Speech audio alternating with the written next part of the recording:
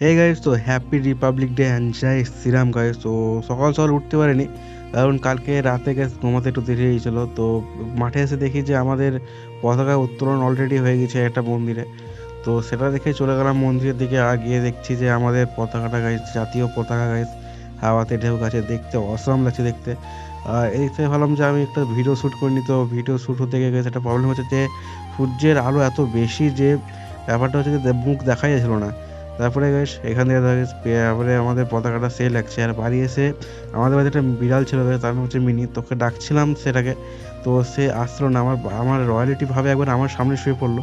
তো তখন থেকে বুঝতে পারলাম যে আমার কোনো ইজ্জত নেই গাইস, একটু দুঃখ হলো। তো যাই হোক, ওর একটাই কাজ guys, খাওয়া দাওয়া শুয়ে থাকা। তো আমরা একটা বিছুন রোপণ করতেছিলাম, সেই বিছুনের চারাগুলো অলরেডি অনেক বড় হয়ে গেছে। তারপরে চান টান খাওয়া দাওয়া করার পরে আমি পড়তেছিলাম, আমার পড়াগুলো গাইস পুরো রকেটের বেগে আমার মাথার উপর দিয়ে এসলো। তো বেশ আবারও জয় শ্রীরাম এন্ড